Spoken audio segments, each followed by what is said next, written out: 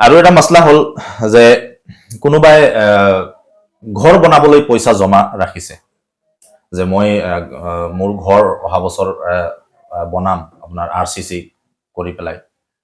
কিন্তু সেই সময়ত কি হল হজৰ সময় হল কিন্তু তেখেতৰ থাকিবলৈ যেনেকৈ হওক ঘৰ এটা আছে তাতকৈ উন্নত মানৰ ঘৰ বনাবলৈ তেওঁ কি কৰিছে এটা পইচা জমা কৰি ৰাখিছে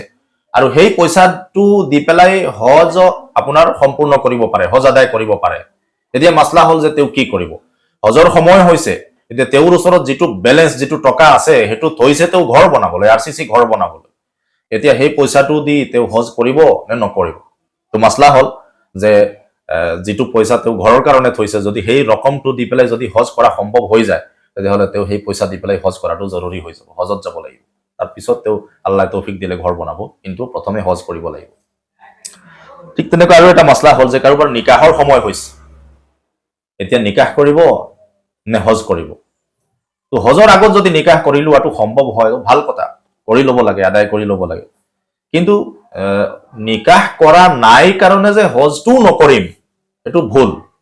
ভুল ধাৰণা এটো আপোনাৰ ডাঙৰ এটা গলত ফেহমি হয় যে নিকাহ কৰা নাই এইভাগে মই হজলৈ নাযাওঁ এটো ভুল হয় তো নিকাহ কৰা নাই এটো এটা বেলেগ মেটাৰ হজৰ সময় হৈছে হজ ফৰজ হৈছে হজত যাব লাগিব ফৰজ আদায় কৰিব লাগিব ঠিক তেনেকৈ আৰু এটা মাসলা হল যে কাৰোবাৰ ধৰক ঘৰ দুখন আছে এখন তেওঁৰ নিজৰ থকাৰ জৰুৰত হয় এখন জৰুৰতৰ কাৰণে আৰু আন এখন অতিৰিক্ত হয় এতিয়া সেই অতিৰিক্ত যিখন ঘৰ সেইখন বিক্ৰী কৰি পেলাই তেওঁৰ হজৰ ৰকম সম্পূৰ্ণ হৈ যায় হজৰ টকা সম্পূৰ্ণ হৈ যায় তেনেকুৱা সুৰতত সেই ব্যক্তিৰ ওপৰত হজ ফৰজ হবনে নহব হজ ফৰজ হৈ যাব যে অতিৰিক্ত যিখন ঘৰ তেখেতৰ ওচৰত আছে সেই অতিৰিক্ত ঘৰখন বিক্ৰী কৰি তেওঁ হজ আদায় কৰিব লাগিব নহলে গুনাহগাৰ হ'ব ঠিক তেনেকুৱা কাৰোবাৰ ওচৰত গাড়ী আছে প্ৰাইভেট কাৰ তো জৰুৰতৰ কাৰণে এখন লাগে ঠিক আছে কিন্তু তেওঁৰ ওচৰত অতিৰিক্ত এখন বা দুখন বা তিনিখন কাৰ আছে কিন্তু তেওঁ হাতত নগদ ধন নাই কিন্তু কাৰ আছে অতিৰিক্ত কাৰ আছে তো এখন কাৰ যদি বিক্ৰী কৰি পেলাই অতিৰিক্ত কাৰ যিখন সেইখন বিক্ৰী কৰি পেলাই অতিৰিক্ত গাড়ীখন বিক্ৰী কৰি পেলাই যদি হজৰ পইচা সম্পূৰ্ণ হৈ যায় তেতিয়াহলে তো সেইখন বিক্ৰী কৰি পেলাই হজ আদায় কৰিব লাগিব নহলে গুনাহগাৰ হ'ব আৰু এটা মাসলা হল যে হজত কি কি আমল কৰা ফৰজ কি কাম হজত কৰা ফৰজ হয় তো হজৰ মূল ৰুকুন হল দুটা আৰু এটা হৈছে শৰ্ত তো তিনিওটা ফৰজৰ হাইসিয়ততে নম্বৰ 1 হৈছে এহৰাম বান্ধা এহৰাম যেটো হাজী সকলে বান্ধে এই এহৰাম বন্ধাটো হজৰ কাৰণে শৰ্ত হয় তো 2 নম্বৰত হৈছে ওকুফে আৰাফা আৰাফাত গৈ পেলাই আৰাফাৰ ময়দানত গৈ পেলাই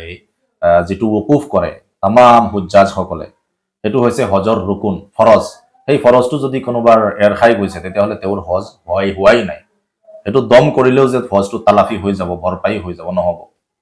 আৰু তৃতীয়টো হৈছে তওয়াফে জিয়াৰত এটো হৈছে হজৰ ৰুকুন ফৰজ তওয়াফে জিয়াৰত কৰাটো ফৰজ হয় ওকুফে আৰাফা আৰু তওয়াফে জিয়াৰত এই দুইটা হৈছে হজৰ মূল ৰুকুন ফৰজ তাৰ মানে আৰু ইহৰাম বান্ধাটো হৈছে হেতু ফৰজ কিন্তু যেনেকা নামাজৰ বাহিৰত কিছু ফৰজ আছে ভিতৰত কিছু ফৰজ আছে তো ইহৰাম বান্ধাটো হজৰ বাহিৰত হয় শৰ্ত হয় এটো ফৰজ হয় আৰু ওকুফে আৰাফা আৰু তওয়াফে জিয়াৰত এই দুইটা হৈছে হজৰ ৰুকুন ফৰজ তো এই দুইটাৰ পৰা কোনোবা এটা যদি কোনোবাৰ এৰ খাই গৈছে কৰিব পৰা নাই তেতিয়াহলে তেওঁৰ হজ মুকম্মল হোৱাই নাই তেওঁ পুনৰ হজ আদায় কৰিব লাগিব অহা বছৰ আকৌ গৈ পেলাই হজ কৰিব লাগিব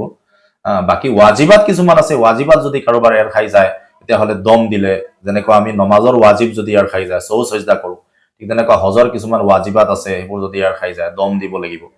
তো হেতু বেলেগ এটা ভিডিওত ইনশাআল্লাহ আমি কম আল্লাহ তাআলা সকলোকে আমল কৰাটো